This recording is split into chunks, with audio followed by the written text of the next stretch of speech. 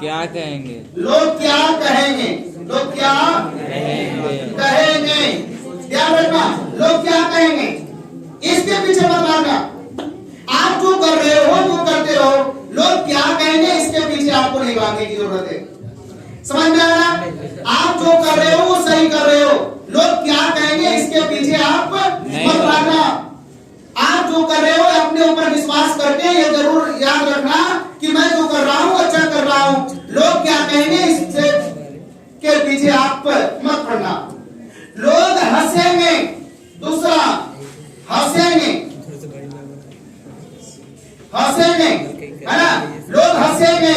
याद रखना भैया, हंसता भी उसी पर लोग है जिसमें कुछ खास होता है। अन्यथा किसी को देख करके कोई हंसेगा क्यों जी? कोई जोकर को देख करके अगर हंसता है तो जोकर में कोई खास होता है, या तो उसका कपड़ा का खासियत होता है या तो उसकी भाषा की खासियत होती है, तभी कोई हंसता है। वरना ऐसे कौन हंसेगा किसी को देख करके? नहीं हंसेगा। लोग हंसेंगे, ये भी कोई दिक्कत नहीं, अच्छी बात है ना। हंसना भी उनका एक कर्तव्य है। वो हंस रहा है तभी आपको ऊर्जा मिल रहा है, अगर वो हंसे नहीं तो आपको ऊर्जा मिले नहीं। अब ये दो तरीके की बातें होती है, या तो कोई हंसता है तो आपसे वो अंदर से दुश्मनी कर रहा है और आपको डोमरलाइज करने के लिए वो हंस रहा है, और एक वो हंस रहा है जो आपका एकदम खास प्रिय मित्र है, वो हंस रहा है। समझ में आ रहा है? उसके बाद में तीसरा बात ये है, हमसे बहुत बड़े लोग लगे हुए हैं, है ना। हमसे बहुत बड़े लोग लगे हुए हैं, हमसे बहुत बड़े लोग लगे हुए हैं, मतलब कि हमसे ये काम नहीं होगा। हमसे बहुत बड़े लोग लगे हुए हैं, पहले से लोग लगे हुए हैं, हमसे ये काम नहीं होगा, ये काम आपसे होगा। याद रखिएगा, ये आपको तय करना है। ये नहीं सोचना हमसे पहले से लोग लगे हुए हैं, हमसे बड़े लोग लगे हुए हैं, ये बात को कभी नहीं सोचना।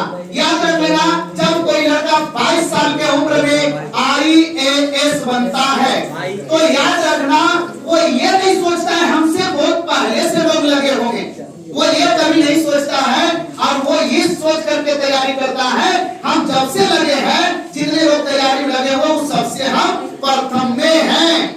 वो ये सोच करके तैयारी करता है और वो ना तो पीछे वाला को देखता है ना तो आगे वाला को देखता है, वो अपने आप पर लगे हुए रहता है और जा करके एक बार में प्रथम बार में IAS को क्या करता है, सेलेक्ट करता है। उसके बाद में 1 2 3 लोग क्या कहेंगे, हंसेंगे, हमसे बहुत पहले लोग लगे हैं, है ना।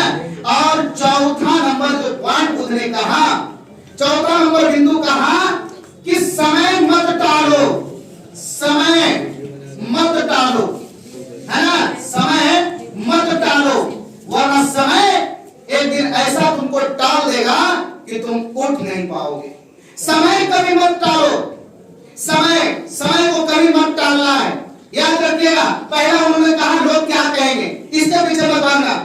तो जो तुम कर रहे हो सही कर रहे हो, आप अगर पढ़ाई कर रहे हो, अच्छे कर रहे हो, आपको लग रहा है, अपने ऊपर विश्वास है, तो ये मत समझना कि लोग क्या कहेंगे, हम कपड़ा ऐसे पहने हुए हैं, इस कपड़े पे लोग क्या कहेंगे। आप याद रख लीजिएगा, गौतम बुद्ध कहते हैं, एक विद्यार्थी को लक्षण बताते हैं और कहते हैं कि जीवन में इंसान का कपड़ा मायने नहीं रखता है, कपड़ा धुलाया होना चाहिए, कपड़ा गंदगी से मुक्त होनी चाहिए, ये सबसे बड़ा मायने रखता है। शारीरिक स्वच्छता बिल्कुल फ्री ऑफ कॉस्ट में मिल रही है, जो हम सबों को मेहनत करने से ये आती है।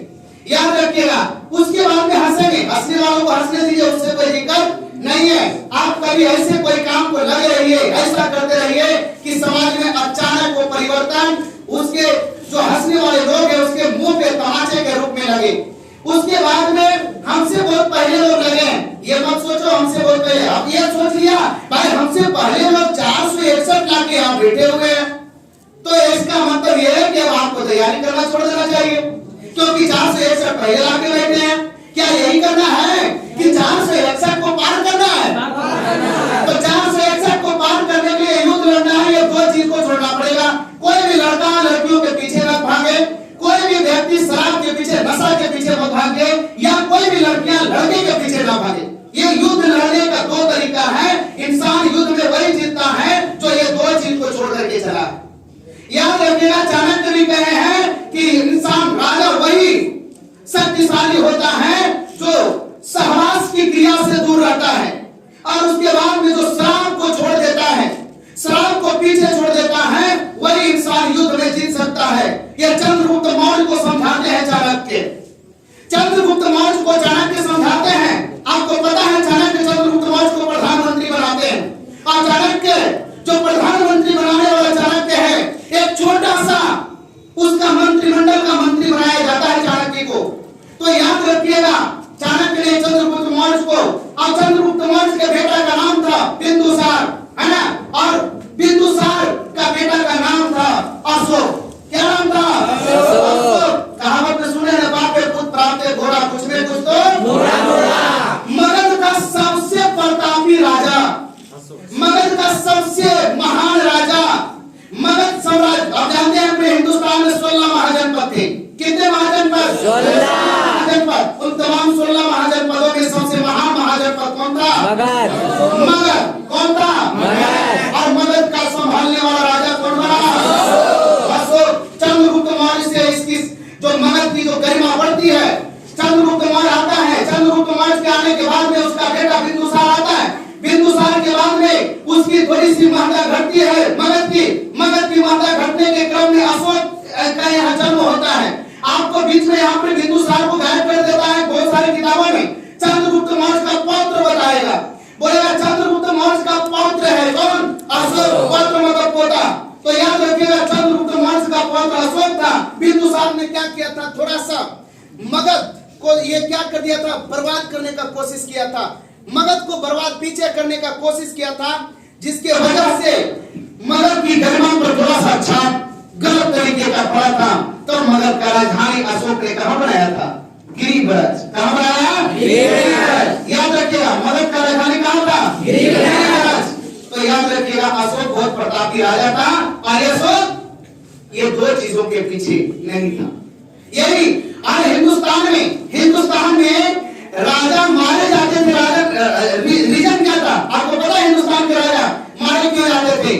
क्योंकि युद्ध लड़ने के लिए ना, कोई भी व्यक्ति युद्ध लड़ने के लिए सामने वाला जैसे जैसे कर रहा है, जिस इस्तेमाल को वो अपना रहा है, जिस गाड़ी को वो अपना रहा है, आपको भी उसी तरीके से करना चाहिए।